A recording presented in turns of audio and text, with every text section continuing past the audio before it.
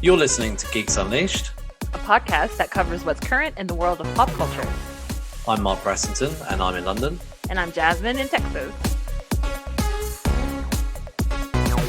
Hello, welcome to Geeks Unleashed. This is episode 52. And if you are not already subscribed, you can find us at Geeks Unleashed everywhere, including your favorite podcast platform.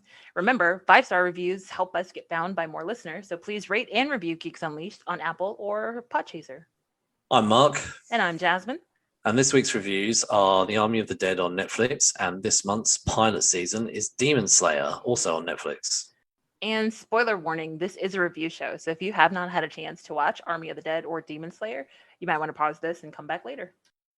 Well, in case you didn't realise, we've just fiddled things a little around on our beginnings and also our change endings. Is good. Change is good. We decided to shuffle things up. Hope you enjoy the slightly rejigged new format for episode 52 onwards. Hey, it could be issue 52. It could be. Yeah. We could just go full comic book and become issues. So actually, talking of comics, didn't you read some this week? I actually read some old ones. So I had this pile of things that I bought a long time ago that I never got to. So I kind of was tooling around, and I ended up getting the first issue of that new Joker comic from. Oh, did you read it? Yeah, I didn't love it. I mean, I didn't hate it by any means, but I guess I don't know what I was expecting. I think we talked about this before, like giving Joker his own book is kind of weird territory, because then you're taking away like the aspect of his background that was always kind of mysterious in the first place. But the way they've handled it really is it isn't really a Joker book. Like, I mean, he's kind of in it. It's obviously a Commissioner Gordon book chasing the Joker. Like, I mean, offered a contract for, was it millions or something like that, to kill the Joker. And I like the premise of it. And I think I had this debate with somebody on, not debate, like comment with somebody on Instagram about, like, you know, the fact that it's not really a Joker book. It's obviously Commissioner Gordon is the star of it. And I was like, well, the trouble is, if they'd have called the book, say, Gordon, would it sell as well as calling it Joker? Well, did Gotham PD do as well as they thought it would? I don't think that book did as well. It went on, I'm sure it went on for more than like 20 issues. I love the concept of following around Commissioner Gordon. But honestly, I think that would have been a much better thing to have done with a TV show, hint, hint, Gotham, which should have been more about Commissioner Gordon, but instead it was little kid Batman. Show. Like, that TV show. Every season it got worse. But did you read anything else or just? No, I watched a couple of anime. I watched this one anime, and for the life of me, I can't remember the name of it. It's really long, something along the lines of, I got rejected and then I shaved and took in a high school runaway or something like that. What was it called? I think that's what it's called. Like, I think that whole thing is the title. Wow. It's ridiculous. Were they inspired by Panic at the Disco or something? Maybe, I have no idea. But it's kind of weird, because it starts off and like this dude is walking home drunk one night, and he finds this teenage girl just like sitting in the street, and ends up letting her stay at his place. And of course, you think that, you know, something shady is going to happen, and nothing does. And so as the series progresses, he tries to like basically uplift her and say, like, you don't have to keep doing what you had been doing, because she ran away from home and like slept her way to Tokyo and that was her plan for when she met this guy, but he wouldn't sleep with her. And it's just it's interesting. Like, it's taken an interesting turn. I think I'm on episode. Actually, I think I'm caught up, because I think it's a current series, so I finished episode 8. But it's gotten to the point where he's helped her get a job, and, you know, she pays rent by doing chores and cooking dinner and that kind of stuff. But it's interesting, because he'll be like, you can't keep doing this. Like, you're worth more than this. You need to value yourself, and you need to treat yourself better, and you need to stop uplifting the stupid people around you and realize your own worth and your own self value. And so it's kind of gotten an interesting message. But like, that first episode, I was like, what the fuck is this? Well, it's obviously a very serious subject for a. Yeah. How about you? You pick up anything new?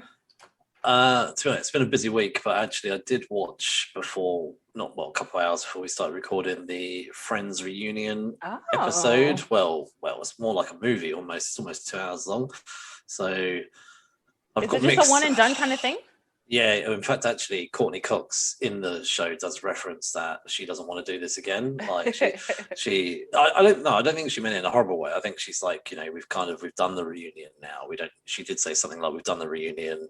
I think her words were something like, I don't want to do this again in 15, 20 years. And like, she's like, I guess I know what she means. They've done a reunion. You don't want to be doing another reunion. Like, I guess what would be the point in doing another reunion? Because, they've done it. So, right. So, I mean, I've got mixed opinions on it. It's quite funny because some of the opinions I have are shared. I did see quite a funny one. So, I mean, people listening to this might think, oh, this is weird. My first opinion is I really can't stand James Corden. Like, honestly, really can't. And it's not I'm so jealous that he's an Englishman who's gone off and made it big in Hollywood. No, honestly, I'm all up for people doing well. And, I just honestly think James Corden is so cringeworthy and really just not a good interviewer. Like, and his question, so when they were on the sofas, his questions are just honestly awful. Like, I honestly hate one of my key things I hate is when people say, oh, how did you feel, or like, oh, what was that like, or just generally all those kind of things, like, oh, what do you think they felt like? Those are fairly obvious questions. Like, I wanted to see, like, he just, I don't know, he's not. There was one question there I kind of liked. Like, I mean, there was one question he asked it, and immediately I cringed, but then I realised he'd set the question up for a guest star that popped out. Which so immediately when I was slagging it off, he's like, "Oh, who had the most iconic laugh on the show?" And they were all talking. And I thought, Janice.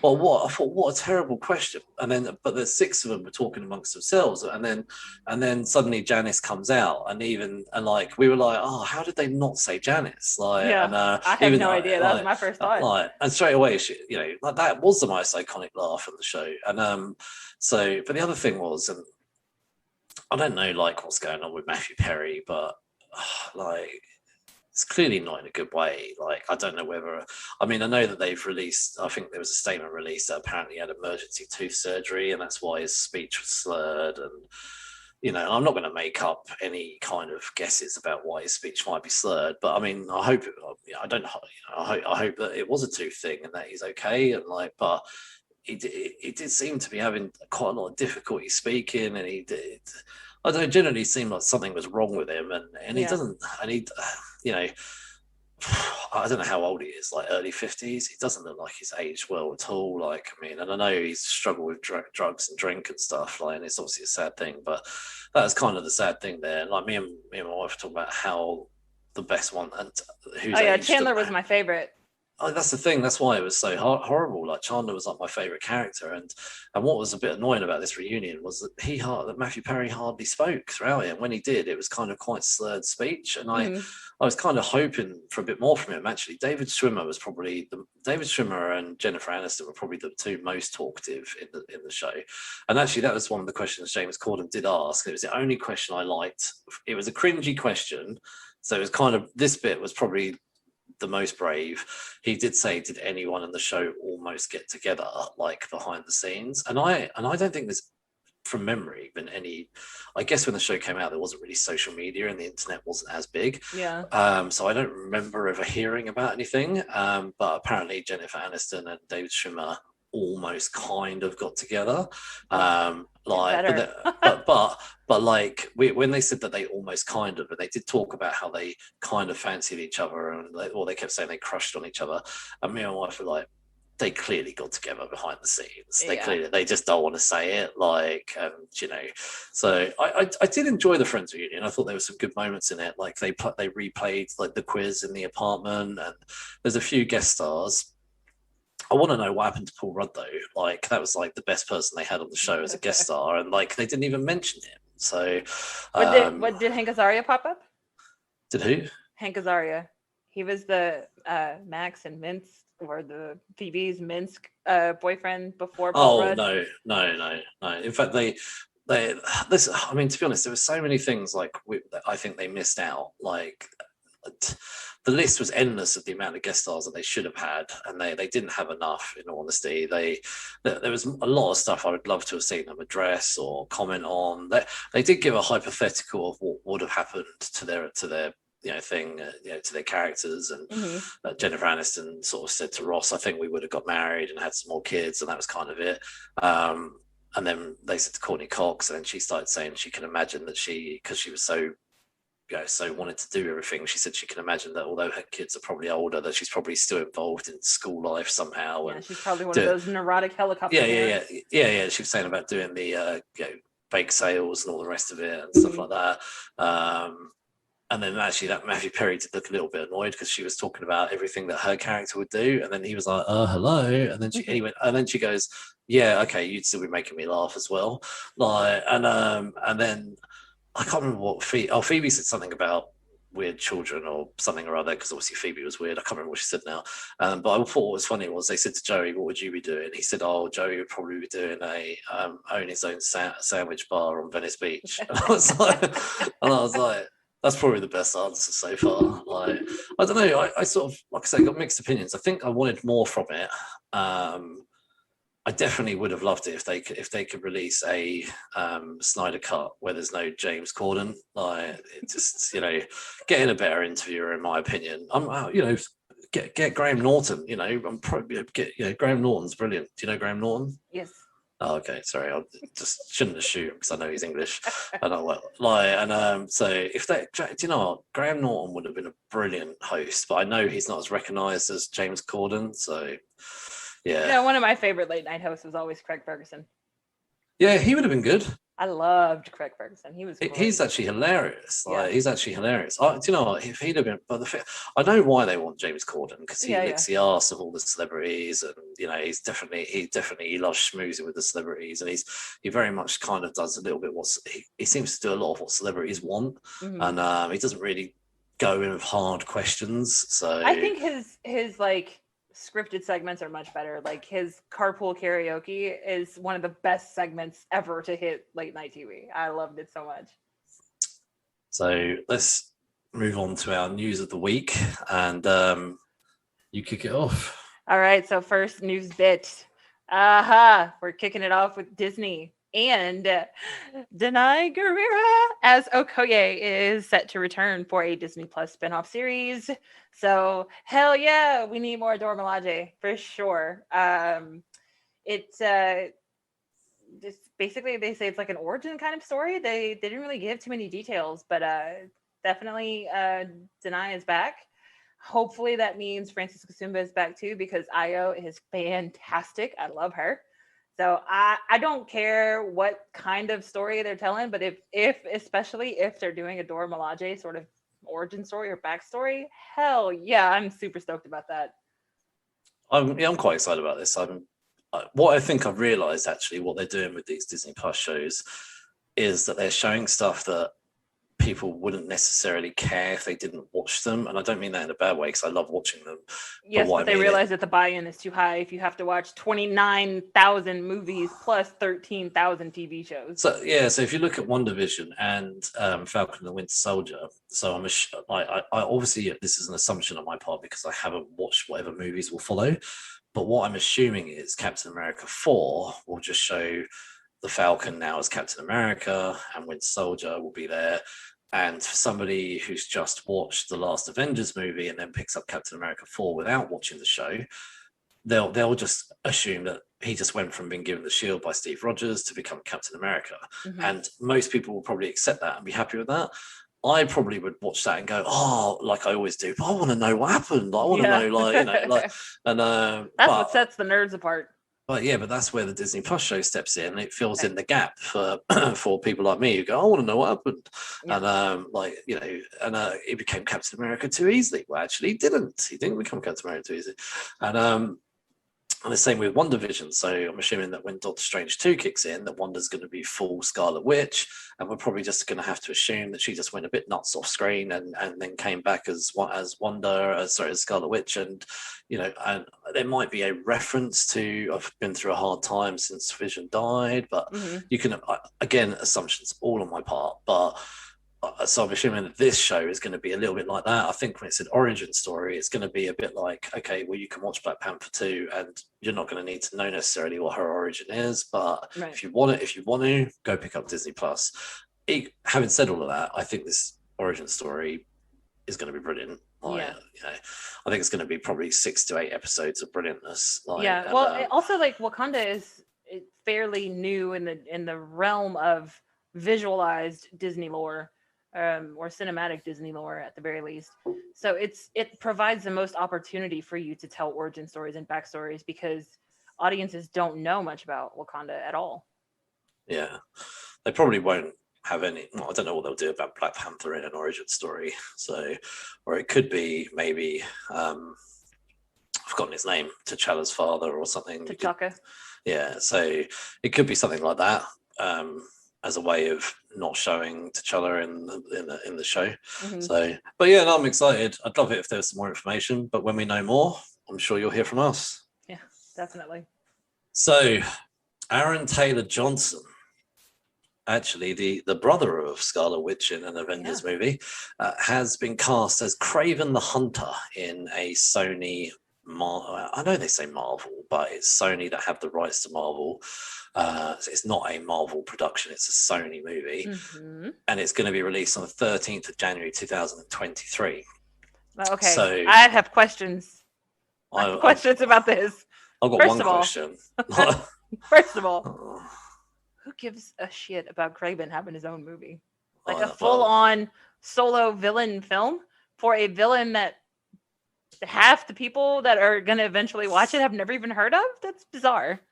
I think it's going to have the same problem that Venom has. So Venom, watching Venom 1 was a bit like you've had to create an origin story without Spider-Man, where Venom's origin is connected so heavily to Spider-Man. Kraven the Hunter is so entwined with Spider-Man. What are they going to do? I'm sure in the hands of a really good writer, it could be a really good movie. And we could end up with a really good standalone movie if it was done right. However, Sony have such a bad track record. Don't get me wrong, the first 2 Tobey Maguire movies were good.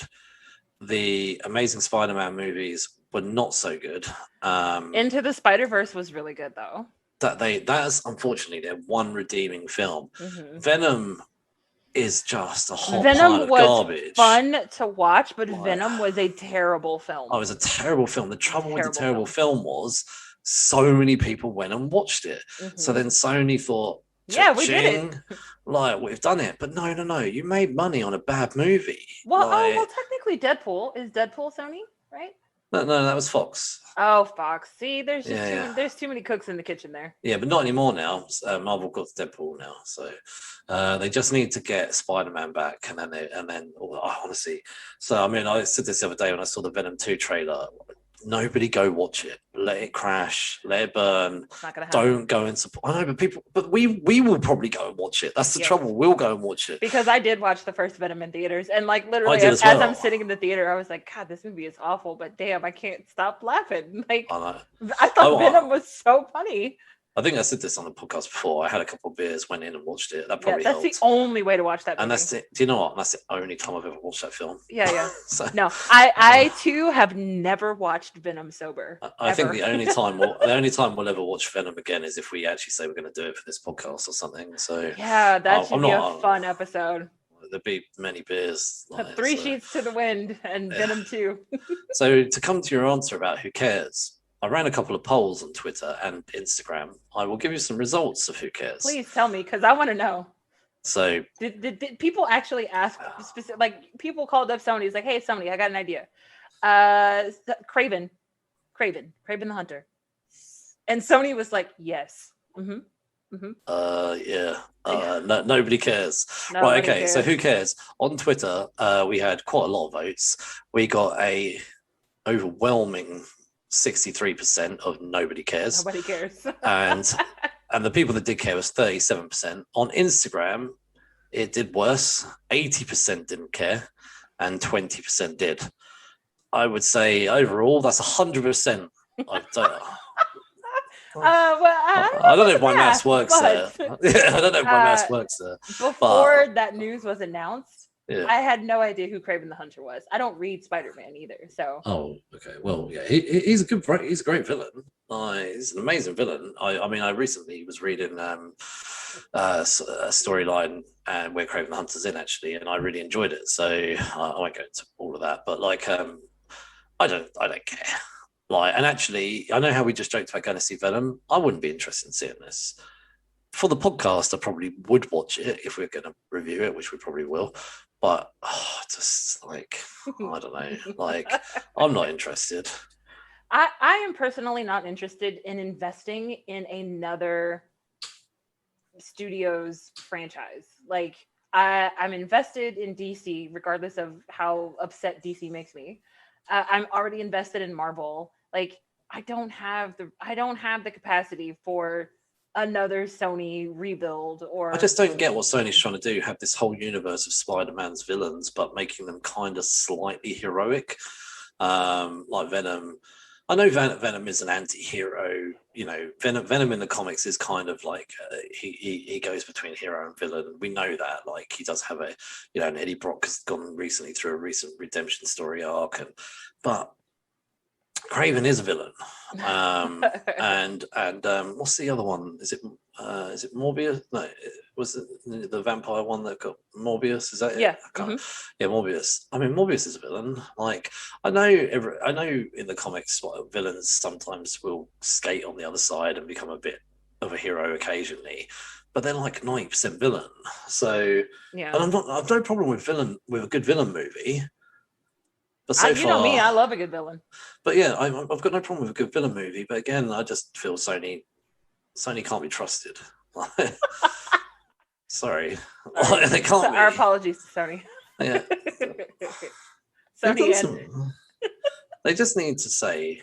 That's why I kind of keep hoping that Kevin Feige can somehow get control of all these people, all these characters, and just, actually give us some good movies.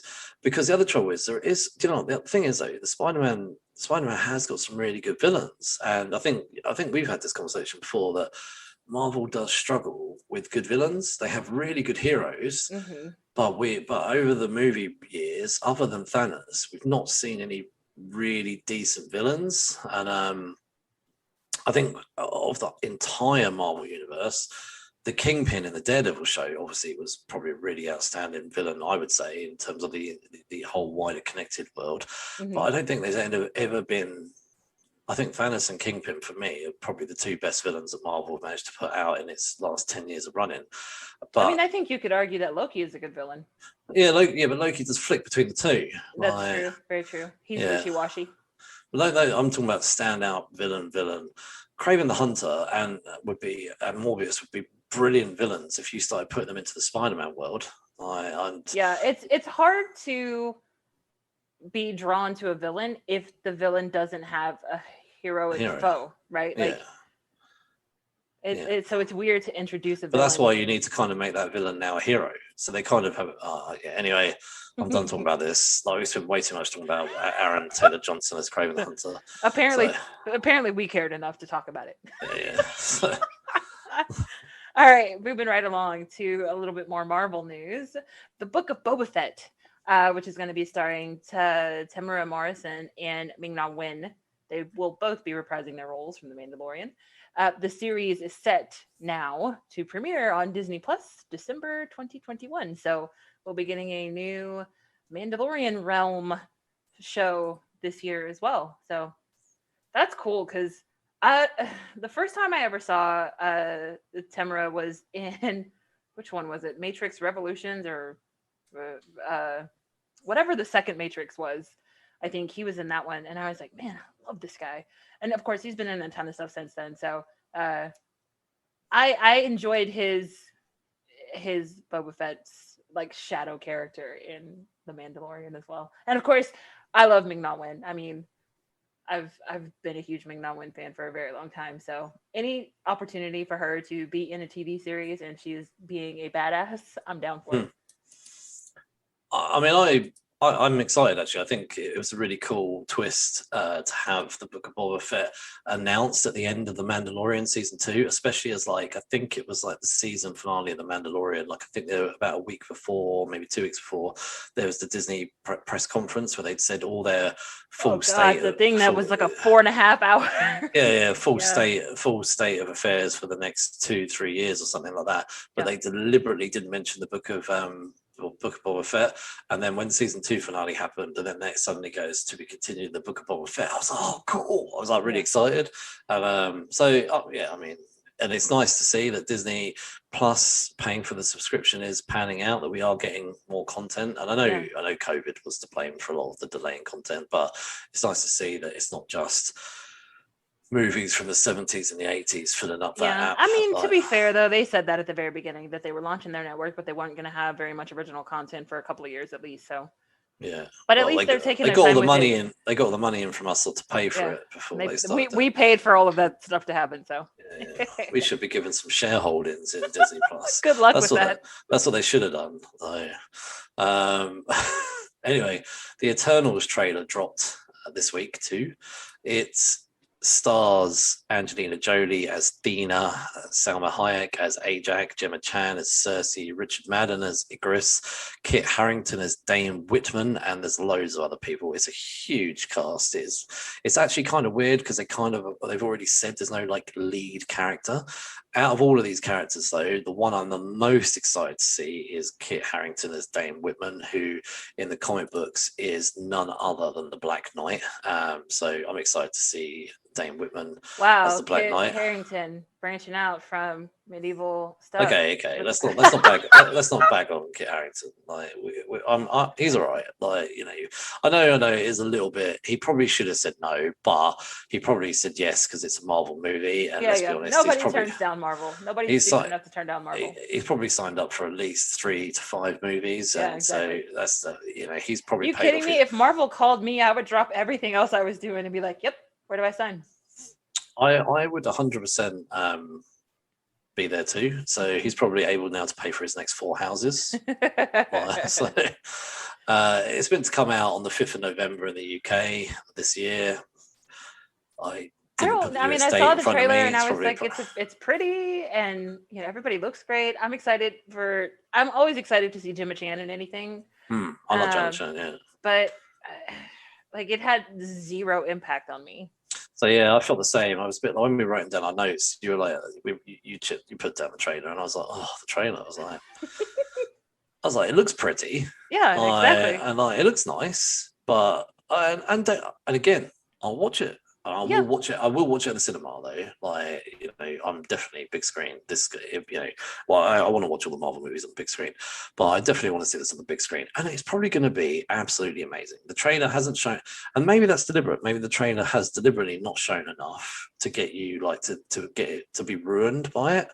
There's one thing though that really stood out and annoyed me, and I hope they give a good explanation. Was we've been watching you for years, but we've not interfered. It's like, well, where the fuck were you when Thanos like flicked his finger and killed off 50% of the population of the entire universe? So I want a real good explanation for why they sat back and just watched that. So my money is on that is the plot of the film. The plot of the film is going to be some of the Eternals have decided that sitting on the sidelines is bullshit, while the other ones are like, no, this is how it has to be done. It has to be done this way. Humanity has to evolve on humanity's track. And then there will be fighting within the Eternals. It's my guess. I have no idea, though. I don't know anything about the Eternals. Me neither. I have read quite a few comics with the Black Knight, though. And, not enough to know that much, but I have read some with the Black Knight, and I liked them. So, and I think from memory, shoot me if I'm wrong, a long time ago, Marvel bought Malibu Comics, and they crossed over some Marvel characters into the Malibu, the Ultraverse, as it was called. And Black Knight, I'm pretty sure, was one of the characters that went over to be on one of the teams. I've forgotten the name of it. But anyway, and I think that was one of the first times I ever read Black Knight. But yeah, other than that, I don't know anything. I'll still watch it. not over the trailer didn't really do too much for me, but I'll still watch it. And that is our news of the week. And when I say that, there's always loads of shit out there. Yeah. So, it was a busy week. We tried to narrow it down. So yeah, we narrow it down we know you've got fast lives, busy lives. We know you're in your Teslas, you're doing 90 on the freeway or the motorway if you're over here. That's not unless you're on the Autobahn. I don't even know what that is. What's that? It's in Germany where it's got the freeway that doesn't have a speed limit. Oh, yeah, I've heard about that. Yeah. Anyway, our first review is Army of the Dead on Netflix. How precisely do we do the zombie killing? Is there anybody else here who hasn't killed a zombie? Well, we all know the basics. Zombies, shamblers, the undead, whatever you want to call them. When it comes to killing them, it's all about the brain. If one comes at you, shoot it in the brain. It's that simple. Any questions? Yes. The director is none other than Mr. Snyder Cut himself, Zack Snyder. Yes, and Netflix already said that this is the Snyder Cut. I know, I liked that. I liked that. I thought that was hilarious. I thought firstly, before you challenge us, it is the Snyder Cut. Right. Also, rightfully so, the film's runtime is 2 hours and 28 minutes. Yeah, so you know it is the Snyder Cut. So screenplay is Zack Snyder, Shay Hatton, Joby, Harold. There's a lot of people in this movie. It's a big cast. I'm gonna be totally frank with you. Not everybody makes it out alive. So Spoiler. you know, not that I would watch this film with kids, but you can imagine if you did. No. But I mean, joke. I was about to put a joke here. Like whenever I watch anything with my children, and obviously I watch age appropriate stuff, but still people do die in age appropriate stuff. Yeah. And then they're like, "Are they really dead?" No, they're not really dead. And we have to remind them that, and then I'm like, nobody would sign up to a movie if they get killed in the movie. Just have to they are alive. They're good actors. So anyway, Dave Bautista, who is everybody's favorite Drax, from Guardians of the Galaxy. So just putting that out there. So Ella Purnell is in this. Mari Hardwick, Anna de la Reguera. Oh, okay, there we go. Theo Rossi, who I am currently doing the rewatch of Luke Cage. Yeah. So there's loads of other people in this. I'm not going to go through any more names. Right. I deliberately did not watch a trailer of this movie. However, I only saw maybe one or two pictures of this movie, and I did see a picture of them all standing in a safe, which still was fairly spoilerish for me. So I gathered that there was a safe, and I gathered there was some theft. Yes. But in my mind, I thought, why the fuck in the middle of a zombie outbreak is someone going to go rob a safe? Who cares? That's a valid question, and they do provide an answer in the film. Oh yeah, I know. So what I assumed, before we jump into what this movie is about, I made an assumption that it was going to, that there was a zombie outbreak, and as usual, a zombie outbreak around the world. That's not that. And so I thought, well, when there's a zombie outbreak, who cares about robbing some banknotes? So then I started to think, well, maybe they're robbing it for gold. Maybe gold, I thought, still has some value in this current world, which probably would happen. If the economy collapsed, gold would still have value. So that's what I thought. I thought maybe it's like a gold thing. So so all my assumptions were wrong. There is a heist part, which is what I'll come to. However, there's a zombie outbreak. And it's done very cleverly, I felt, and it's covered very well in the first sort of 10 minutes. Mm-hmm. So you see a couple of army dudes, and a couple of them you'll recognise driving down the motorway. They're sort of guarding a tanker. There's 2 or 3 vehicles, and then you keep going to this other car where you see a very frivolous couple enjoying themselves, driving along. And I couldn't actually, in my mind, I couldn't quite work out what was going on because they kept cutting between the 2 cars. And then it did actually become fairly self-explanatory when you saw them both on collision course for each other, and the car hits the truck covering the tanker, the crate, sorry. And all hell breaks loose, and then one of the soldiers is sort of messaging saying, radio, and we need help.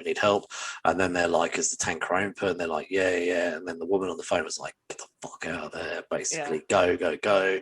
And nobody listened. No. In that crate, there's a zombie. which I figured there was once she's like, get away from there. Well, I've actually figured that out before that, but get away from there, get away from there. Zombie gets out, kills all the soldiers. That guy on the radio runs off to the desert with one of his pals. The zombie, and this is the first thing, I was quite surprised by this. The zombie was fast. The zombie was actually unusually fast, almost like vampire speed fast. Yes. So that's quite an unusual thing to see in most vampire things. However, I did, not last year, 2019, I watched the first season of Black Summer on Netflix, which was a really horrible zombie TV series. And the vampires actually did run and were aggressive and actually would chase you down. And you mean the zombies? Sorry, what did I say? Vampires? Yeah. Yeah, sorry, I meant zombies, yeah. So the zombies chase you down and stuff like that. So I was a bit surprised that they See, that's what freaked me out the most about 28 Days Later. Like, I am not, and World War Z, like, I am not a fan of the fast-moving zombies. Like, yeah, no, neither am I. Walking Dead zombies are more my speed. Oh, yeah, no, I can get down with the Walking Dead zombies. Like, yeah, because it gives you the illusion that you can outrun one, right? Yeah. But when they're superhuman and they run like freaking Usain Bolt, I'm like, fuck, man, I got no chance I'll get away from you. I don't think we're ever likely to ever come across zombies, but if zombies were real, I would like to think, and I hope, that the Walking Dead zombies are the ones we get. Yeah. So, but also, if you think about it logically, if they're decaying, the Walking Dead one makes more sense. Yeah. So this one was more like I wouldn't say evolution, because they do seem to regress in terms of intelligence and speech capacity. Yeah, but they were definitely some kind of hybrid. So he becomes a super fast zombie and bites both these two soldiers, and then this Alpha, as he becomes known later on, walks up to the top of the hill and looks down on a glowing Las Vegas with his two other sort of Alpha minions. types. Well, they're minions, but they're connected to the Alpha, and they so what they explain later on is that anyone that the Alpha bites becomes like him, so they also have the speed and stuff like that.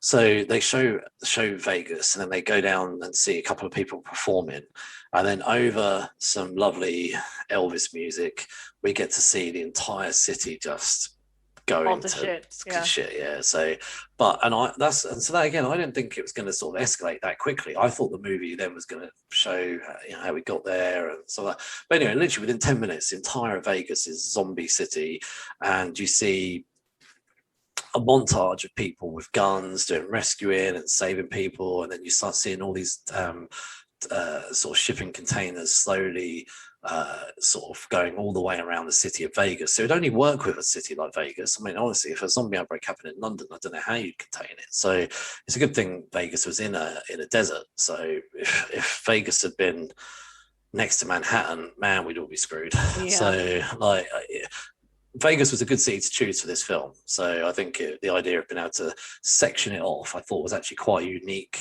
thing that they did.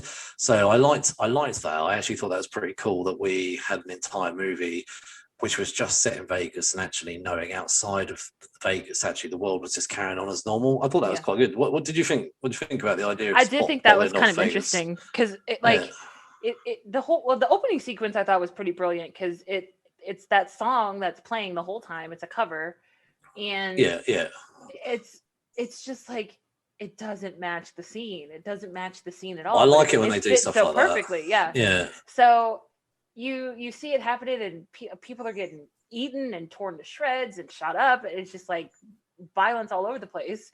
And then once the scene kind of ends with them finally finishing their container wall, we jump.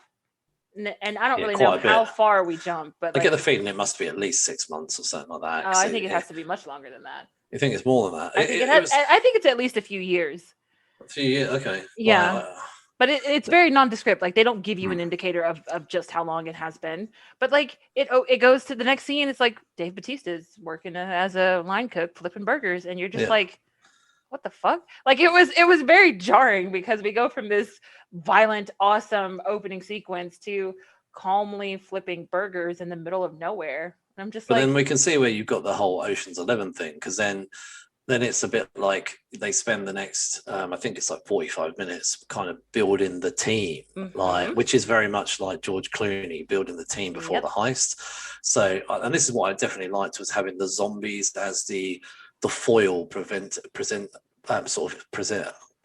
preventing, our group of, in speech marks, heroes from getting to their goal of the money. Right. And the foil here is the zombies. So the setup here is that David Bautista is flipping burgers, and this Japanese guy, Bly Tanaka. Sorry, I'm terrible. So, by the way, Dave's character is Scott Ward, and so Bly approaches Scott, says, "Can I have a word?" Sits him down and says, "You saved." I think he was some sort of politician, and he said, "And look, and this is how you were paid, flipping burgers." And he goes, "Look, I don't need you to come here and tell me what my life looks like." And then he tells him that there's 200 million in this vault in Las Vegas, and he's saying, "Look, the insurance company have already refunded me, so could you go in there and nick it for me?" And he said, "Look, I'll let you and your team keep 50 million. You give me the under 150 million, and we're done." And even at that point, I was a bit like, Yeah, everybody's spidey senses should have been going off at that point, because it's like, you're full of shit.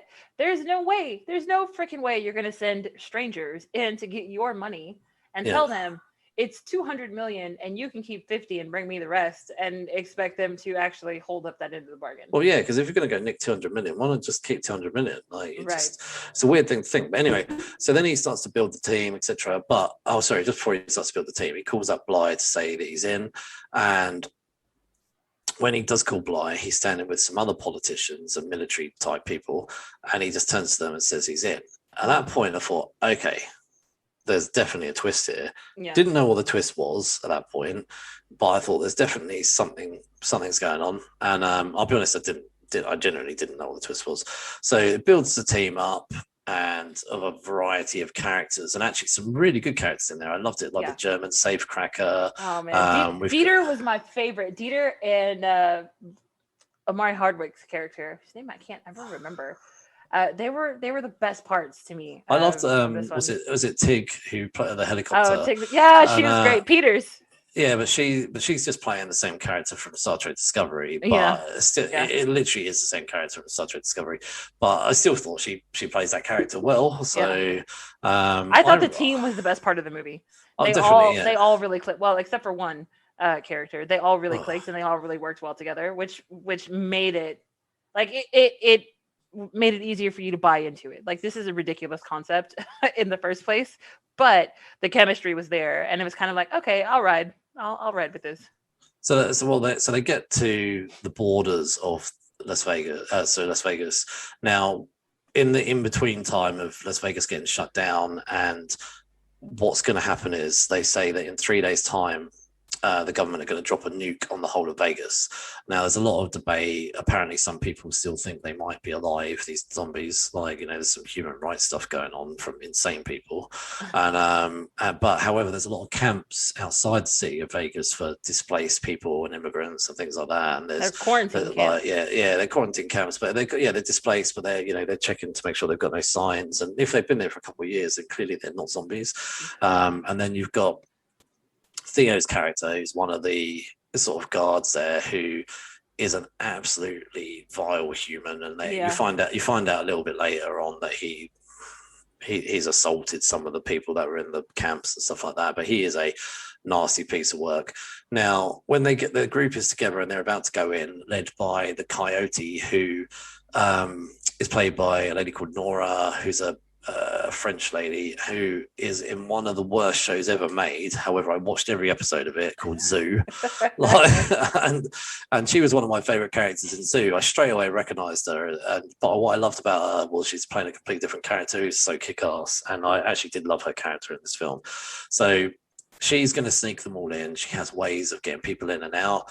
And just before they're about to go into the city, they run into Dave Bautista's daughter, Kate Ward, played by Ellen Purnell.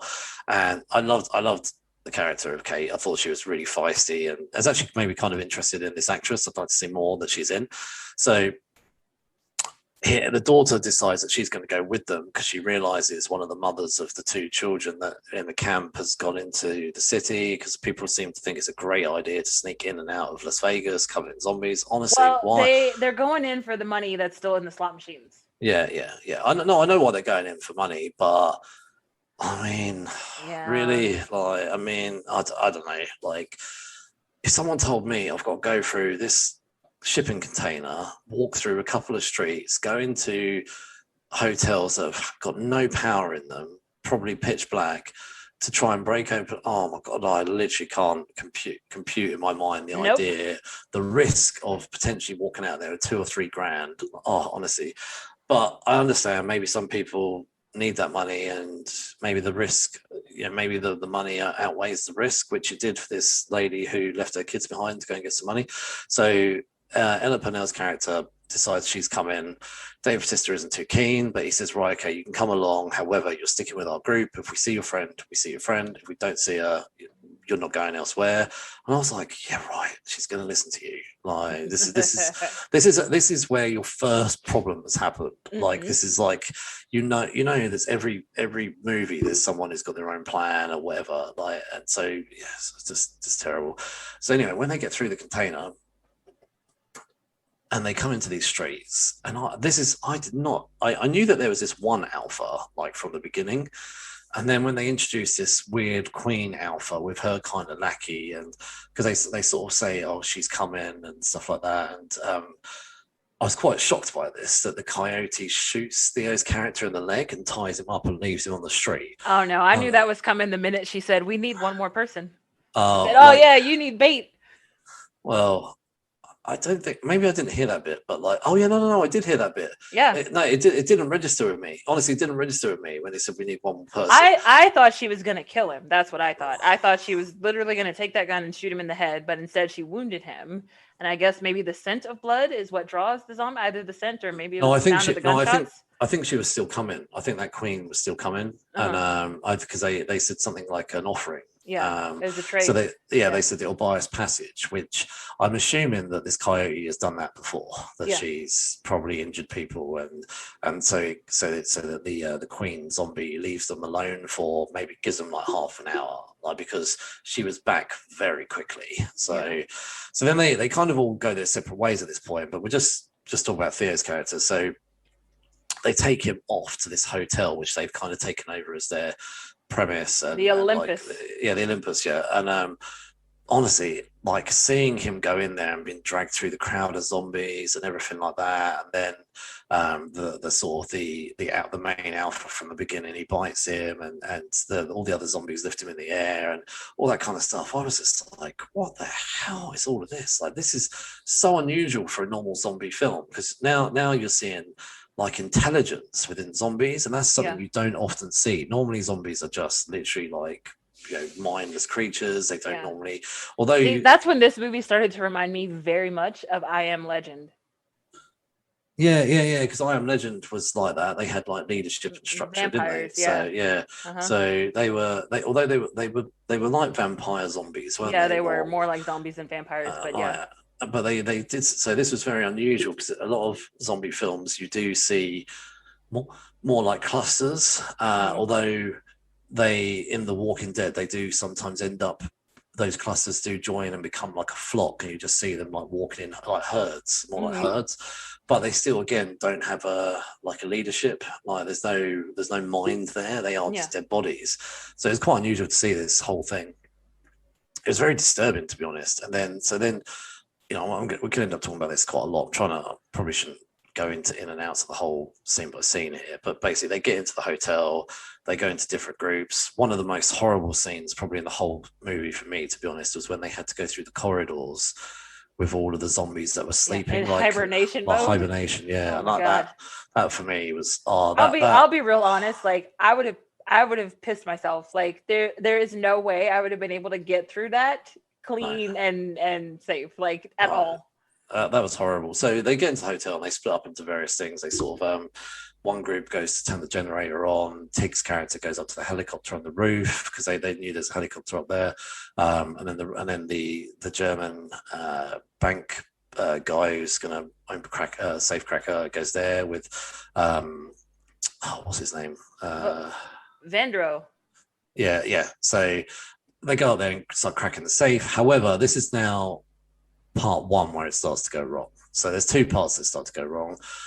So the first part is when the coyote takes Garrett Dillahunt's character. So Garrett Dillahunt was put onto this team by Bly. He said, "You're going to take your man with me." Actually, sorry, that was the first part where I knew it got wrong. Once he said, "You got to take my man with you," I was like, no. Yeah. Like, I was like, "You're taking this guy's man with you," which means at that moment, you know exactly that guy's going to betray the rest of the group. But what is his real motive? Because surely there's no way that one fucking guy could carry $200 million. Like, it's way too heavy for that. So, I mean, and actually they make a reference later on about who's the most expendable person in the team. They all look like, after they've killed off Theo's character, they all kind of look at Garrett Dillahunt and he's like, "What you're looking at?" Well, they just decided you're the most expendable. So anyway, Garrett takes the kite outside and they basically have a deal and they capture the queen. And he was just supposed to capture and take some blood. However, he decides he's going to take her head. Being a zombie, the head still lives, the body dies. And again, this is probably like my first question here. They take the body back. So the head alpha takes the body back to his herd of I was about to say vampires, zombies. And we find out that the mother was pregnant, which was weird. Yeah, like, how does a zombie get pregnant? Was she pregnant? No, but was she pregnant already? Or she become pregnant through these zombies? So that's question number one, which doesn't get answered in this movie. Nope. We don't get an answer. I don't necessarily think it's important, but it's just the first question. So going back to our team of people, they do crack open the safe. They do get the helicopter up and running. And all the team get up to the safe. They're all like, "Oh, happy days," filling up all the bags, all the rest of it. And then you see that there's a lot of noise coming from where the elevator is because that alpha dude, he's pissed. Like, you just killed his queen. Exactly. You just killed his queen, which was a stupid thing to do. He should have just taken the blood. He should have taken the blood, left her tied up. Yeah, okay, that alpha was not his mission. Well, I think he said something like you probably get more money for the head or something like that. But a clever thing to have done would have been take the blood. Because, that alpha dude would have been pissed that someone had tied her up, but he probably wouldn't have been as angry as he was that someone had taken his bride's head. Yeah. And so they stormed in that thing and it went off. To shit. Like, so they were having to escape left, right, and center. It was just chaos. But this kind of sets up part, like sort of kind of question two for me was when the German guy threw again, I've forgotten his name, the big Vandra. Vandra, threw him in the safe, which I thought was a really honorable thing to do by the German guy.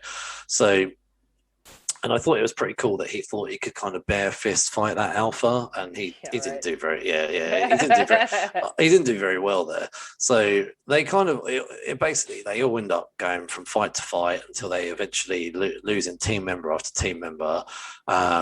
I loved the coyote though, all the way to the end until the alpha kills her, where he throws the spear through her, and so is she that? Because when he threw the spear through her, it went through a shoulder, didn't hit any major organs. Yeah, but a nuke dropped on the city, like. Oh well, touche. Okay. I'm presuming like she died though. Yeah. So I forgot about the nuke part. Yeah. Yeah, I think you've got to assume that she didn't make it out. So. Yeah. Anyway, so by this point, really, you've got Dave Bautista alive. His daughter, Kate, is alive. By the way, she's gone off and decided to rescue her friend who's in the Olympus. And she's got her back. There was a bit of a thingy. They all meet up. They get on the helicopter. They have to go get her from the Olympus, etc., with the pilot, Tig. And the Alpha does get on the helicopter. They end up leaving the city with the Alpha, and the nuke drops on the whole city, kills everybody off. Again, we know one person does survive. We'll come to him in a minute. And like you just said about the coyote, though, I'm going to assume that she died. When the bomb went off, Yeah. So they get out. They have a bit of a fight. They do kill the Alpha in the end, and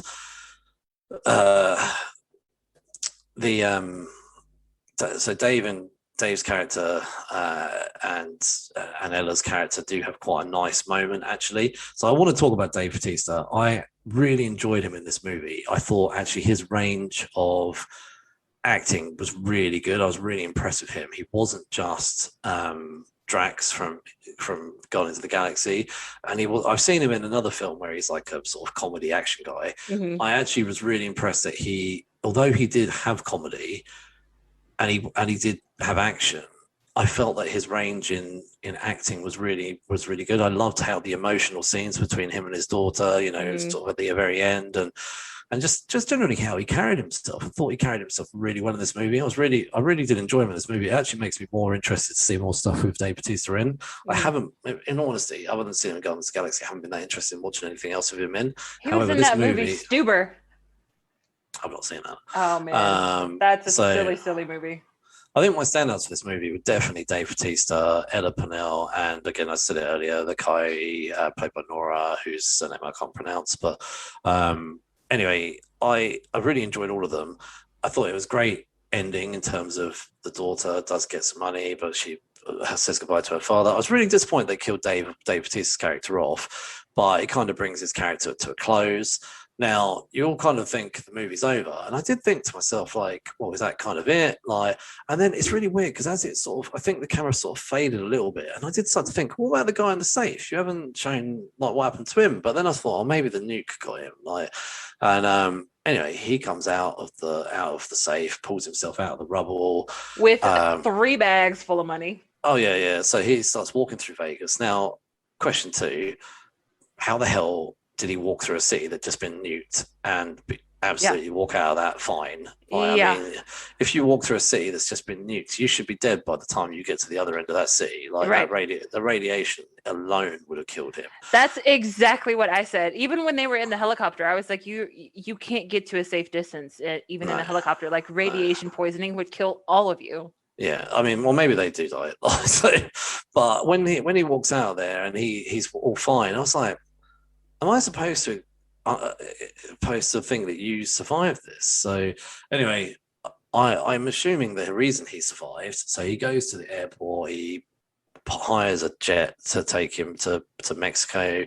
He's sitting on the jet, and I kept thinking, I'm waiting for something. Something's going to happen. And I'll be honest with you, I didn't think it was what it was going to be. Nope, I sure didn't see that either. And I thought, and when he got to that jet, I thought for certain, like, I don't know why I thought this, but like I was like, ooh, he went straight for Tanaka. Like he's going after Tanaka, and he's going to get him like right away. That was not what happened. So I thought. What I started to think was, I thought these 2 girls are suspect. Like, I thought there's something about these girls, the fact they're having they've agreed too easily to share a glass of champagne with him. I was like, something's going to happen. I just can't see it. Anyway, so he goes off but the moment he started to feel unwell, I was like, that's what the problem is. He goes to the bathroom and then he sees that he's been bitten. Yep. So, another question. Dave Bautista got bit. And within literally about 5 minutes, he becomes a zombie.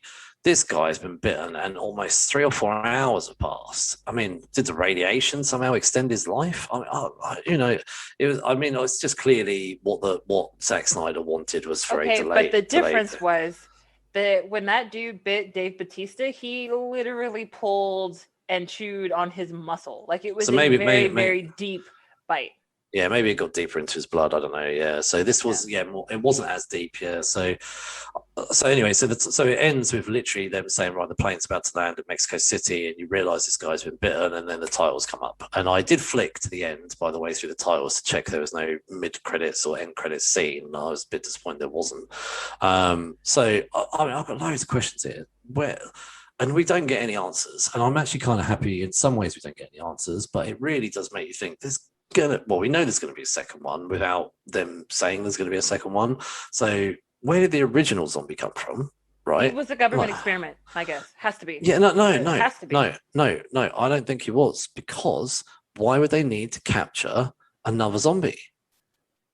If he was a government experiment, they were hoping they could probably get him. I think they had much more knowledge, because that was not the first team that Tanaka had sent in there. I think they had a lot more knowledge about the difference between the alphas and the other walkers, and they knew that the alpha was the key. So if they couldn't get the alpha, then they wanted to get the queen, because they figured she might be, maybe they knew she was pregnant. Like, I think they had a lot more background knowledge on that stuff, which is why he took the head instead of just taking the blood. I wasn't convinced that it was an experiment, because I thought, well, if they're sending in all these people, why don't they just do it again? But I don't know. Maybe you're right. Maybe maybe it was a bit like a whole Steve Rogers thing. Maybe they did the thing once and then they couldn't reproduce it. Yeah. So yeah, maybe that's. So my question though was, what about, why did it look like in that very end fight sequence where they're fighting to get to the elevator and it's just 3 of them left? It's Scott, it's the Coyote, and it's Goose.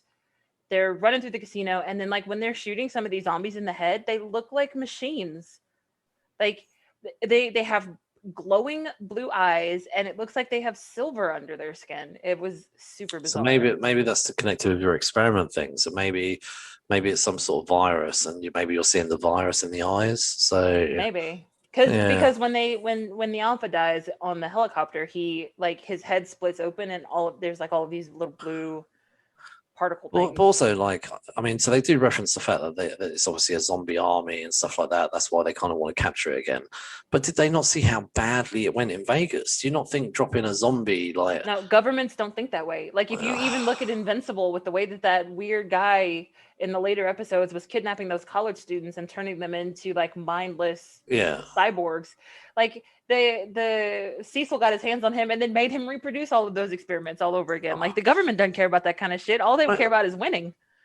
Let's just say America goes to war with Russia. You go and drop a zombie on Moscow. Do you not think that shit's going to spread? Like, you know, that you're going to end up with an entire Russia of zombies. I mean, yeah, okay, you can ban travel in and out, put a few barriers around it, but it's going to get out. Like, the zombies will, you know, zombies don't need to breathe. They can go and they walk don't care about like, Fallout. Governments couldn't give 2 shits about Fallout. That's not their concern. Fallout and collateral damage are not an issue. So, and then my other thing was like the baby zombie thing. Again, we didn't get an answer, but I mean, I think there's deliberately a lot of like kind of teasers put in this movie to make you want to watch more, and I'm on board with that. So yeah, I enjoyed this movie overall. I think 2.5 hours, probably slightly too long, but I think no, I've said this to you before. I think anything that's at least 2 hours long is going to be a good movie to me, because I find that anything that's like an hour and 20, hour and 30 is generally rushed. 2 hours is a really good time. I think 2.5 hours probably stretching on the longer side though, but I did still like it. I did like the fact that we didn't rush things, and I did like actually what I thought was good. Roughly about an hour before the end, when they said that the nuclear weapon was had about an hour before it dropped, I was like, oh, that's kind of cool, because you've kind of now put it in real time. Yeah. So where you've had like an hour and a half build up, you've now changed the last hour into real time. So I thought that was quite clever. So I don't normally I don't mind long movies, but I was really feeling the length of this movie, and it got to I paused at like an hour and 40 minutes, and I saw that I had over 50 minutes left, and I was like, we haven't even gotten to like the climax of this movie yet, and I still have almost a whole hour left. This is ridiculous. Yeah, I don't know. I liked it. I mean, I'm okay with the length, really. Like, I mean, maybe they could have shaved 15 minutes off of it, but I was okay with it. I think there was a lot going on, so I was pleased. Maybe as well because of the large cast, I quite liked the longer time. I think if they'd have had a shorter length with the same size cast, it would have definitely made me criticize this film a lot more. I think having a long, and this actually, you can compare this to the Snyder cut, the genuine Snyder cut, where he made it 4 hours long. It got you a chance to get familiar with the bigger cast, where with the Whedon cut, it was a rush bag job and no one cared about the extra cast. So I do think sometimes giving yourself that extra sort of half an hour gives you a bit more time to care about these characters, because it's not a TV show. You've got in a movie, you've got to have your intro, your outro, and you've got to have time for, even in action films, you've got to have time to be able to actually care about the characters that you're killing off. So you've got to have enough time to set them up before you kill them off. So it was overall, I think, done really well, this movie. And look, I know Brendan recommending zombie movies to people that don't like zombies is pretty tough. So yeah, watch the movie even if you don't like zombies. If you like heist movies and you don't mind a little bit of gore, just it is very much like, I don't know, it's very much like 28 Days Later meets Ocean's 11 meets Hurricane Heist. like meets something really horrible. Well, but like the whole premise of Hurricane Heist was pretty much the same thing. It's like, oh my God, there's a Category 5 hurricane coming, and we're gonna rob a bank in the middle of the hurricane, so nobody's gonna notice what happens. Okay, but you can't really fight against the hurricane. But sure, whatever. So we should probably bring this to a close. But I honestly genuinely enjoyed this film, and I would actually be quite up for watching a second one. I would imagine what's going to happen with a second is that we'll have a brand new cast. In Mexico City. Yeah, in Mexico City. Yeah. So I hopefully they'll bring in some decent actors and actresses to make us care. I can't see they'll repeat the heist. You never know though. He might not bother making a sequel. He might be quite happy to leave it as it is and just leave you thinking. I think I'd be okay with no sequel. Like, do you think it needs a sequel or not? No, it doesn't really need one, especially because you literally killed off everyone except for Kate. Yeah, and technically Vanderwall is still alive, but I mean, not for much longer. Probably for another 10 minutes. So I don't think you really need a sequel, but it's kind of set one up. But it's kind of like you could just have a standalone movie like this, and you just leaves you thinking that they've just gone and fucked themselves. So, and I don't imagine they'll be able to contain Mexico City. So it could be that the sequel is much bigger. So, but. Yeah, it just leaves you thinking, well, what'd be the plot? Because they're not going to do a heist movie again. So, or if they did, that'd be really boring. So, anyway, we rated this 4 out of 5. I personally loved it, and I'd be keen to see what happens next. But again, I'm okay if they leave it as is. Yeah, I gave a little ground. I don't think I would not have given it a 4 on my own, but I didn't hate it. I did not dislike this movie. I enjoyed it, but it was too fucking long. Alrighty, so our next review is pilot season. So this time for pilot season, we're actually reviewing an anime, one of my favorite anime, actually. So there's no question. She's starving right now. She must have been craving a feast right from the start, even her own brother. But she protected him and turned her attention to me. I wonder if, just maybe, these two are different. Demon Slayer, Kimetsu No Yaiba. The manga is published in the US by Viz Media, and the anime is, the studio behind it is Ufotable. So the anime is directed by Haruo Sotozaki, and the manga is written by Koyuhara Gotoge.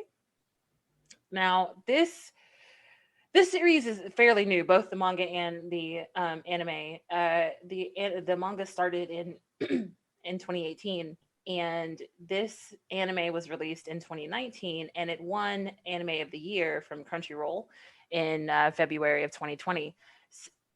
Since then, the first season was 26 episodes.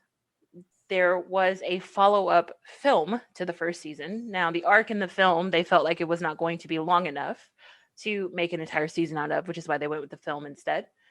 Mugen Train has made $423 million domestically in the US, and that film was released in April of 2021. Now, it came out in Japan in October of 2020, and Demon Slayer, Mugen Train, became the highest grossing film in Japan ever. So basically what I'm trying to tell Mark here is this series, Demon Slayer, is one of the most critically acclaimed, not just anime, but like film properties in the entire world. I knew as well. I did look it up, but obviously not everybody listening knows. But, but it's basically universally loved. It is loved by fans. It is loved by critics. It's kind of a slow burn show. So I can understand if you just watch the first episode, how you might not understand everything that's going on, because they really don't explain anything in the first episode. But I think this first episode kind of lays out the groundwork pretty well. So a short summary of the Demon Slayer universe. The series revolves around a young kid. His name is Tanjiro Kamado, and his sister Nezuko. Tanjiro is the oldest of 7 children. His father died when he was much younger, and so he kind of helps his mom raise the rest of his siblings. They live in this very remote cabin on a snowy mountain, and he sells charcoal down at the base of the mountain in the village or the town, and he kind of does odd jobs, and that's how they kind of earn money. So one day he leaves, and he's like, okay, I'm going to go sell this whole basket of charcoal, and he doesn't make it back home before dark. So one of his neighbors sees him as he's trying to go up the mountain, and the neighbor is kind of like, no. You're gonna come stay with me for the night, and then you can go home in the morning. And Tanjiro's like, I'll be fine. Like for whatever reason, which is something they don't explain, at least not in the first season. He has this really heightened sense of smell. So he can smell animals, he can smell people, he can smell blood, like he can smell lots and lots of different things. And Tanjiro's like, no, man, I'm good. Like I can smell what I'm walking into, so I'll be fine going up the mountain. And the neighbor is like, no, you can't really, but there's demons, so just stay here for the night and you can go home in the morning. So Tanjiro stays, wakes up the next morning, leaves, and comes upon this horrific scene of his entire family murdered, blood all over the snow. And it's a very graphic scene. Like heads are turned in very horrible directions. It's awful. I mean, literally like dead babies. It is terrible. And he loses his mind. So basically that's how this series starts. But the way that the pilot episode of Demon Slayer opens, it is a cold open. There is no music. There's no title card. It literally opens on Tanjiro with and if you've never seen it before, it opens with a kid carrying another kid on his back who is bleeding from the head, and you can tell that the kid that he's carrying is not in a good way. And it's just like literally running through this endless snowy woods kind of sequence. So when it first opens, you're like, the hell is going on? What happened to that kid? And so then it jumps us back and tells us the story of how we got to the point where Tanjiro is running through the woods with his sister on his back. And we've been spending a lot of time lately talking about flashbacks. And this, I think, is one of the places where flashbacks was used very effectively, because if this story had started off with the nice, lovely, friendly family banter, hey, take me with you to town, no, you walk too slow. Like if it had started off that way, I don't think it would have had the same kind of impact as it had when it started off instead with a cold open and a half dead girl on another kid's back. And the kid is running through the snowy woods with no village, no people, nothing else in sight. So that's probably one of my favorite cold opens. I was gonna say that's something they do quite a lot in like procedurals, you know, like I'm just trying to think. I don't watch it, but I saw an episode the other day of 911, and the first 5 minutes were like really shocking. There was an earthquake, building sort of fell slightly over, absolute chaos, literally everywhere, you know. And then I think it may have flashed up 911 or whatever it flashes up, and then it suddenly came, and then after that came, it said 18 hours earlier, and I was like, and then suddenly it's like, I don't know, people chilling out and barbecue or whatever, and I was a bit like, oh, and like I said, I don't watch the show, but I did watch that first 10 minutes because I was like, wow, that was a really amazing beginning, like the earthquake, the absolute chaos, but it really sucked you in, like, and it got you like thinking, I want that, like, I want to see more, right? So with this obviously episode of Demon Slayer, I've never watched Demon Slayer before. I know you've obviously watched it before, but I had never watched it, and so I thought that was a pretty cool intro to see something like chaos going on, you know, all that kind of shit going on, and I was like, okay, I'm like intrigued, and then like you say, then it kind of jumps to the menial stuff to earlier. What I did like was though how we came back to that point, so I thought that was pretty cool when it came back to that point. That I like it when TV shows do stuff, or even movies when do stuff like that, where they kind of show you a little bit of something that's coming up, but not enough to spoil the story for you, but to hook you in. So it was a good teaser at the beginning.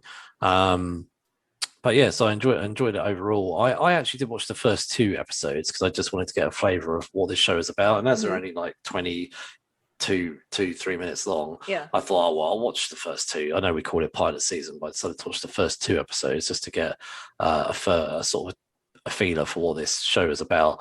So like I say, there was there's this family dynamic between the brother and sister, and I would definitely say watching the first 2 episodes made me feel uncomfortable, like, you know, the whole demon thing and the sister and the way the demon is more like a, when they say a demon, it's more like a vampire. And again, it's a bit like what we were talking about earlier in Army of the Dead. It was like a vampire zombie almost, like it was like a mindless zombie. However, in the second episode, you come across a demon who's got intelligence and can have a conversation. So I don't know if there's some hierarchy in this, like alphas and stuff like that. But so I didn't know if there was the case, or whether it was a case of do the demons evolve, like, and go from being mutes and non-communicative to, as they get more comfortable, becoming intelligent creatures and stuff like that. So there's some element of intelligence in the sister, because she recognizes that's her brother, or at least someone she loves and cares about, because you see in the first episode her protecting her brother. So I definitely think there's a lot more to this, a big build up and stuff. You can see there's a good a lot of groundwork is done in the first 2 episodes. And I would say, for me, like, I don't like a lot of anime TV shows. I prefer anime movies. However, watching these first 2 series, other than the fact that it did make me feel a little bit uncomfortable, the whole actual demon thing, which I know is the premise of the show, did make me feel a little bit uncomfortable. But when I watched it, I thought, there's only one thing I didn't like, really, if I'm being totally honest, but it seems to be like this anime trope that they do everywhere. Actually, I'll tell you about the thing I didn't like, was when they make the male characters like emotional and like over exaggerate. And I know that's probably part of anime and manga and stuff like that, but like when they just, the lines all coming out of their heads, like and they're like, eyes suddenly jump out of their thing, and they panic over things. And they talked about it a lot in the second episode about how he's indecisive and all that. So I thought, okay, well, I know they've played into this whole exaggeration thing, but maybe it's because they're setting the groundwork here for the fact that over the next 26 episodes he's going to evolve, and by episode 26 he's going to be some kick-ass ninja master or something like that, who's not going to make any indecision, because you always have character growth, especially over TV series. Over movies you don't have as much time for growth, but over 26 episodes you would want to see your character start from one point and be by the end of the final episode be at another point. Otherwise it becomes The Simpsons, really. And I think that's why this season is 26 episodes versus normally anime is kind of like 12 or 13 episodes a season. So it's almost like a double size season, but it's for that reason. It's like you said, the Tanjiro that you meet in the pilot episode is not the Tanjiro that is in the season finale. Not even a little bit. So as long as they calm down that whole, oh my god, what do we do? All that, No, they do. I mean, they do with Tanjiro, but then they introduce another character who is very yelly. Very, very yelly. That's something they do in a lot of anime. I really don't like it. Like, that's probably, even in bloody and that's Studio, just a personal preference, Studio Ghibli type things they do it. And I'm like, come on, we don't need the crying boy all the time. Like, like when it's suddenly like, I don't know, like a girl flirt with them and suddenly they go red faced and they're like, wave their hands in the air. And I'm like, people don't do this in real life, like, so. But this is not real life; it's anime. I know. But it happens a lot. It happens a lot. So if that's something that you don't like, then there's very, very few anime that you would ever actually enjoy. I like watching anime, but I don't watch enough of it like you do. But I do let that go. But when they do it, I'm like, oh, come on, man, can't we just this does not bother. Like what I mean is the creators, can't they just for once just let it go? But no, it's just a personal criticism. And there's lots of TV series that I watch where they do stuff as well that is one of the things I always say whenever I watch I don't watch that many procedurals, but when you watch a procedural, for instance, that they've got barely any evidence, they've got the guy in the interview room, but because it's a procedural that he cracks by the in the 59th minute or the 49th minute or whatever you're watching, and I'm like, come on, man! All that evidence is circumstantial, but because it's procedural, they give in by the end of the episode, and they go, right, okay, you're being arrested, charged, whatever. And I'm like, all he needed to do was not break down, just stay straight faced, and like all the evidence they had was so weak. That's why they've kept at you. but you just give in. Like, I don't know, it's the same with loads of procedurals. I hate it when I see a procedural and the criminal gives in. Like, and I'm just, and it annoys me so much because I just think, why don't the criminal just say no? Like, I didn't do it. Most criminals are really stupid. So yeah. Well, maybe that's what it is. Just maybe all these hotshot FBI and police guys that we follow week in week out are unfortunately going up against stupid criminals, which I guess there is a lot of stupid criminals. So, but no, there's a lot of things in TV shows that you can easily criticize. But yeah, that was just my only criticism. But anyway, things like I love the animation in this though. The animation was so well done. It gets better. It's really like high level. You know, there's some anime TV shows I've seen where I'm not too hot on the animation, but this was really well done. You can tell they put a lot of money into this. Yeah. I will tell you now, I recommended this one because I love the story. It's a great story. But if you personally cannot get past the Yelly character, you will never ever enjoy the series ever. No, I could still watch it with that stuff going on. I'm just saying I don't like it. You know, because I mean they introduce another character in another 3 or 4 episodes, who's even and more literally annoying. His entire character is. He's not like Jar Jar Binks bad, is he? Yes. Like, oh really? Yes. Oh, God. Like, I'm now intrigued to see if I will hate that person. I might watch more now just to see if I actually do.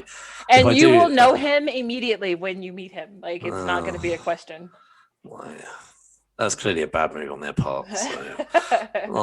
Do you know what, one of the things I really liked in the first episode though was they come across the sword fighting guy whose name I don't remember. He's a demon slayer, Giyu. Yeah. Well, no, I knew he was a demon slayer. So he comes across this demon slayer who wants to kill his sister, and he wants to save his sister. And I thought this was so clever, like that he throws the axe in the air as he throws a stone at the same time, and he's sort of running around in a circle. And as he charges at him, but the demon slayer obviously was very experienced, so the axe just literally goes straight past his head. And I think that's what probably changed the demon slayer's opinion of the brother and sister and gives them a chance. That's how I entered that. But I thought that was so clever. I thought that's a really clever idea there, throwing the axe and then distracting him with a stone, but then putting your arm behind your back to look like you still got the axe in your hand. I thought that was a good twist. So I would say overall I did enjoy definitely like the pilot, but I like I say the first 2 episodes. The second episode for me does really entrance the idea of what's going to happen going forward. So I think it was good to watch the first 2 episodes to get an idea of. I think the first episode doesn't really tell you too much about what episode 2 onwards will look like. Exactly.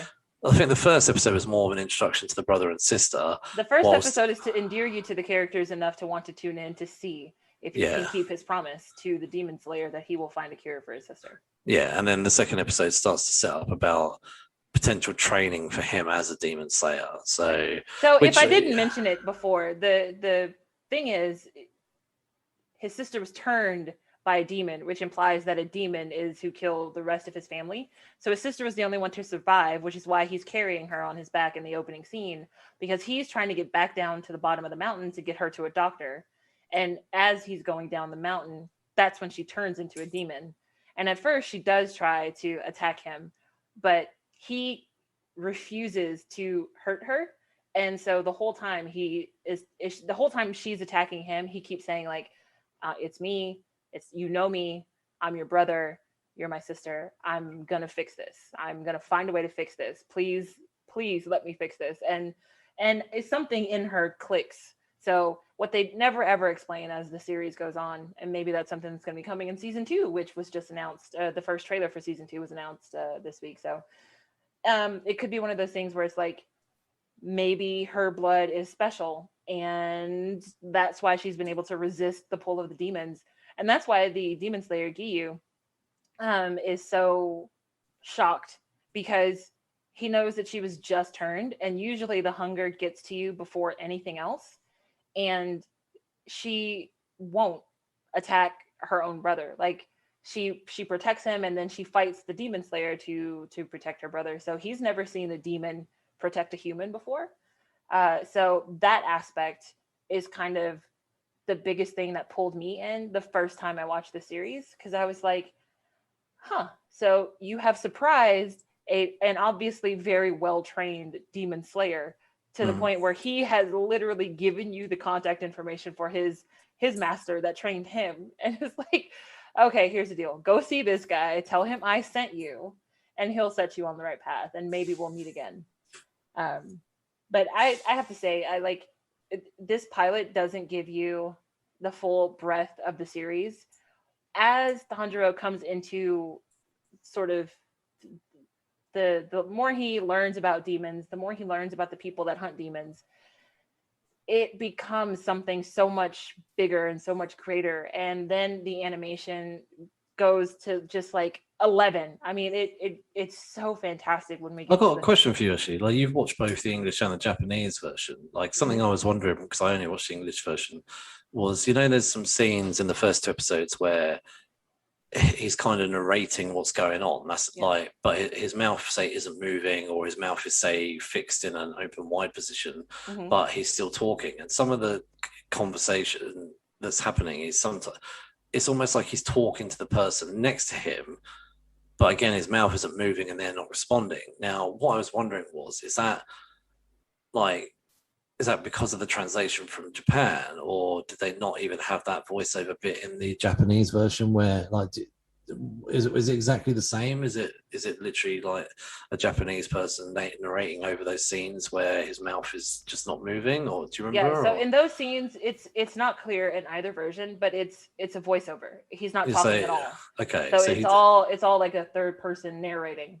But because some of it is done in such a way that it's like he's talking to somebody, but no one's responding, and his mouth isn't moving. But so it's obviously a narration then, but it isn't overly clear. So, but I gathered it was narration because his mouth wasn't moving. But a lot of the things he says are almost like how he would be talking to somebody. So that was a bit confusing. So I just had to put it down to the fact that it was a narration. So. Yeah, it was. There's a lot of exposition throughout the series, actually. So it'll be a lot of times where he's doing something by himself, but he's talking to himself, essentially. So he does that throughout the whole series. So it takes him getting used to, but once you realize that that's what he's doing, you almost don't notice it as you keep watching. So yeah, no, I will watch some more, because I definitely now curious about your Jar Jar Binks character that's going to show up. But I promise you, as soon as you meet him, you'll know. You'll text me and you'll be like, found him. So one of the characters, and the thing with Demon Slayer, it was so popular that when I started it, I knew who all of these characters were before I started watching it, just because I had seen memes, and it was just in my circle of things that I was into. And one of the characters that they talk about so much, and they get so much like meme time, is the character Inosuke, which for most people who don't know his name, he's the kid that wears the boar head. And like, they don't introduce him probably until like the 10th or 11th episode. So as I was watching, I was just kind of like, is this boar kid ever going to show up? Like, what the hell? And then when he finally shows up, it was totally worth it. My favorite little weird piece about this entire series is that Inosuke can never, ever remember Tanjiro's name. Ever. He calls him every name under the sun but his own name. And it's just like a running gag throughout the whole series. And it just cracks me up every time. Because like at one point, Tanjiro is like, we've been together for a while now and you still don't know my name. And Inosuke is so offended by that. He's like, I know your damn name.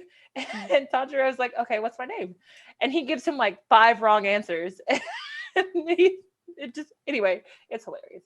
But based on the pilot alone, I hope that the pilot is enough to pull people in, because the pilot is very like mysterious. It's very, why did this entire family get killed? Why is the sister not turning into a demon like everyone expects her to be the kind of demon? How is Tanjiro so good at basically horrible combat, but like that whole hatchet trick was really, really awesome. Like there's so many questions I have about this family and about the series. And the first episode is definitely what pulled me in. I was going to say, like, obviously your knowledge of anime is a lot stronger than mine. If people haven't watched this, like, is there something that they may have watched that they might if they like something else that they'd like this, or anybody who has seen Jujutsu Kaisen, which was another recent anime. It came out last, I think, winter, so probably October of 2020. It's another one that kind of deals with demons and curses and cursed spirits and that sort of thing. So it's in the same realm of people trying to figure out what is causing the curses and the demons to do what it is that they do and how they can stop it from happening. But I will say, as far as Tanjiro is concerned, the main character for this series, Demon Slayer, there are very, very few characters in anime that are as endearing as he is. He is so pure of heart, and he is so determined, and he is so just sort of innocent in his like ideals that drive him forward to fix, quote unquote, what happened to his sister.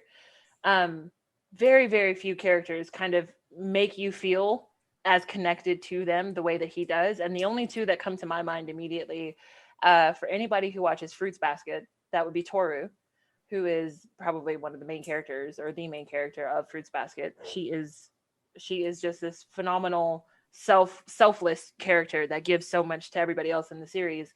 And the other person that comes to mind is Izuku Midoriya from My Hero Academia, or Deku. So I think Tanjiro is probably one of the best and most heartwarming characters that you'll ever come across in anime. So what would you rate this, Jasmine? Well, I would have rated it much higher, but we agreed upon giving it 4 out of 5. Yeah. I think that was fair though, like, because if you're saying it gets better, then you can't start a 5.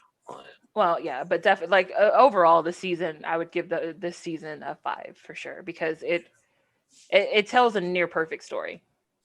Yeah, I think it was a good, like, first 2 episodes. I know we're just rating the pilot though, so yeah, 4 out of 5. So yeah, and that's this month's pilot season.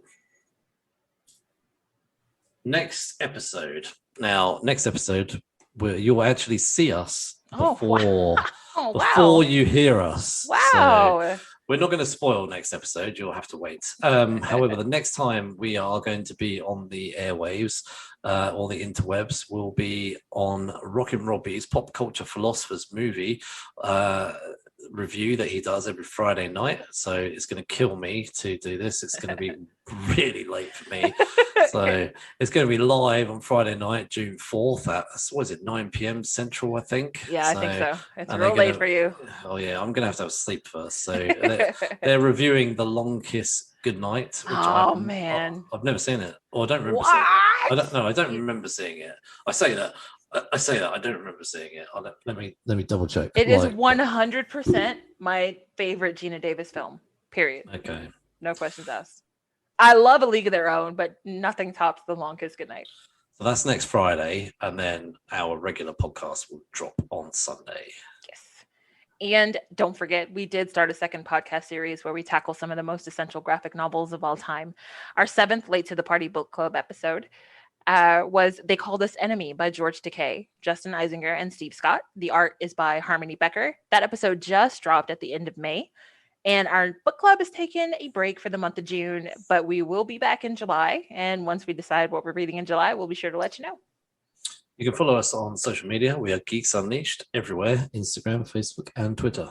And you can get this podcast wherever you get your podcasts. Google, Apple, Spotify, Podbean. We are everywhere. So please give us a 5-star review and tell your geeky friends. Have a good week. Cheers for listening.